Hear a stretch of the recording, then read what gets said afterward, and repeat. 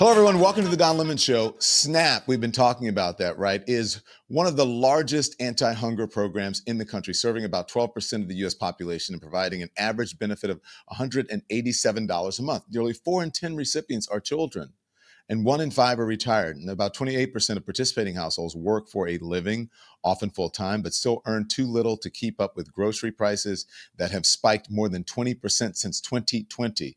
And the program doesn't just feed families, it literally juices the economy. Every dollar in SNAP benefits generates up to $1.50 in economic activity. In many rural towns and low-income neighborhoods, grocery stores rely on this spending to survive. Well, Donald Trump, we call the mad wannabe Titan here, doesn't give a rat's ass about it. He has personally ordered his government to stop sending out SNAP benefits to Americans. So let's just talk about that. Jimmy Chen is the founder and CEO of Propel, the largest SNAP benefits app serving in 1 in 4 households nationwide. Propel is the only company to serve this audience at scale, reaching 25% of all SNAP households. And Jimmy, thanks for joining us. Can you break down what's happening and what it means for families on the edge? Yeah, thanks for having me, Don. It is a crazy, unprecedented time for low-income families who are already stretched even before the government shutdown and before all these different changes to SNAP. So, we spoke to people who use the Propel app in October, late October, as people were learning about the shutdown and thinking about the consequences of missing their benefits in November, and found that about 40% of people said that they were going to skip meals as a result of a delay in their regular November SNAP benefits. As we've continued those conversations into the first week of November, we've seen that those stats continue to very much rise. That at this point, 75% of people who use the Propel platform have fewer than $10 left in their account. So if you think about purchasing food, if you think about the month of November being the month of Thanksgiving and people thinking about how they're going to stretch to make that work, families are just in an emergency situation. Yeah. So what's at stake here if the USDA funds only partially cover November benefits or doesn't fund it at all? Well, as you suggested, the partial payments that are going to go out hopefully in the next few weeks will make an impact. And we've talked to a lot of families who are talking about how, they're waiting on those partial payments and that'll help them to at least get some food in for the month. But it also won't be sufficient, right? That the full benefit amount is already insufficient for a lot of low income families. And so getting there only halfway is just not going to really make ends meet for most families. About 3 in 4 parents who use the Propel app say that they don't have enough resources, whether that's food, money, or government benefits, to meet their family's needs this week. So we're talking about the week of November the 5th is kind of already emergency time. And so every ongoing day, every day that benefits don't arrive in people's EBT cards just creates additional hardship. Can I go back to something you said, because you talked about the number of people who have less than $10 in their checking accounts by city and by state. And how that is changing in real time. How many people, and can you just dig in on that a little bit? Because this is a dire time for people, especially getting partial payments. They can't even when they get full benefits, people don't have the resources to be able to feed their families and to take care of their responsibilities. Right. So first a beat about why we have this data and how we access it in the first place. Because Propel is the largest EBT app serving over 5.5 million SNAP households. That allows us to be one of the very few organizations with real-time visibility into how people spend down their balances each month. And through that data, we can see that actually in a normal month, without a government shutdown, without any changes to the SNAP schedule, the vast majority of SNAP recipients do spend down their full benefits, usually within 3 weeks of receiving them. So most people spend their balances down to zero, usually by week 3 or week 4 of the calendar month. The thing that's unusual about where we are today is that for the vast majority of SNAP recipients in America, their last deposit was in October sometime. And for most people, it was the first week of October. And so we're talking about a month that has elapsed between their last benefit and now. And so people have really spent down those deposits, pretty thoroughly. To your previous point about city and state, this is another thing that we can slice our data on at Propel, because we have users across all 50 states and in all major geographies, we can take a look at how different state policies actually have an impact on how much people still have left in their EBT cards. There are a handful of states that actually have stepped in to provide either full or partial temporary funding for SNAP benefits and EBT cards. There's states like Rhode Island or in Virginia or in Louisiana. And in those states, we can actually see that the average EBT card holder has significantly more left in balance on their cards because of the way that the state's been able to stand in.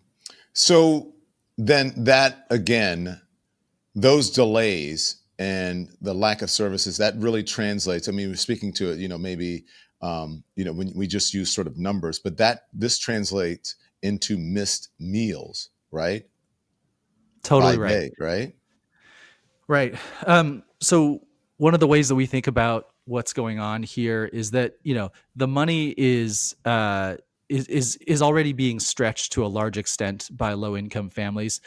In the first 5 days of November, 7.6 million SNAP households have missed their deposits. Wow. And that translates to about 43 million missed meals that people would have otherwise had money to pay for. And so what's happening to families instead? Well, a lot of families are going to food pantries and food banks, as has been kind of broadly reported. There are also shortages and challenges, and also not every family has the ability to physically get to a food pantry. And so I think we're also just hearing from a lot of people about that 43 million meal gap. What are they doing? And the answer is, well, some people are skipping meals. Some people are taking out loans or otherwise trying to make their finances cover the amount. And just it's a really dire situation. Like, none of these are really fantastic answers. Many of them have long-term consequences for people. Can food banks really fill the gap? And I mean, how does Propel help with that? Because children are, there are a lot of children who are going to bed hungry. Yeah, food banks can't fully fill that gap, and I don't think they intend to. Food banks do heroic work, and in this moment have continued to step up across the country. But the funding for food banks and food pantries is at most 10% of the funding for the SNAP program overall. And so when you think about missing a SNAP payment of $8 or $9 billion for the month of November, there's just not really a way for emergency food through the food pantry system to be able to make up that gap. And so while we'd hear from our users certainly that they do go to food pantries, we've built a feature in the Propel app to make it much easier for the 5.5 million people that use our app to find the closest food pantries and their hours of operation.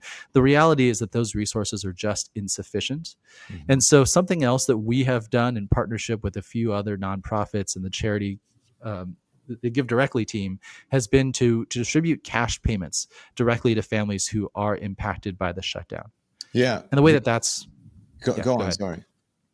Yeah, I was just going to say, the way that that's working is through Propel's data, we're able to identify the specific date that someone was expected to receive their SNAP deposit, and in real time to step in and say, hey, your SNAP deposit's not arriving on the day that you anticipated.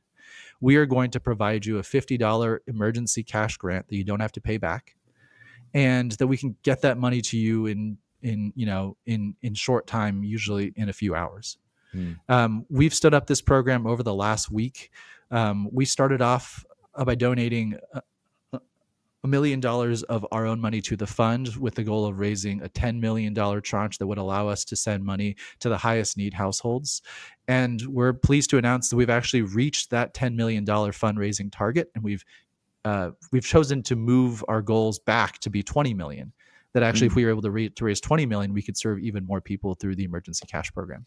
No, I mean, look, when I got the information from you guys, it said that you had raised $4 million to send 50 million to emergency cash to transfers to lowest income SNAP families. So now, so that number has gone up. You've raised more money and you've raised your goal. Yeah, that number's gone up just over the last few hours, last few days. It's really thanks to the generosity of thousands of people who have donated through the crowdfunding campaign, as well as the generosity of a few large organizations who've made pretty substantial gifts. It's enabled us to send more money to people. So as of today, we've distributed more than $2.5 million to our users already. And so the remainder of the funds are planning to go out over the next few days. These are funds that are, again, being targeted directly to families who have missed their deposits in the first week of November. And that's roughly a week of groceries, right?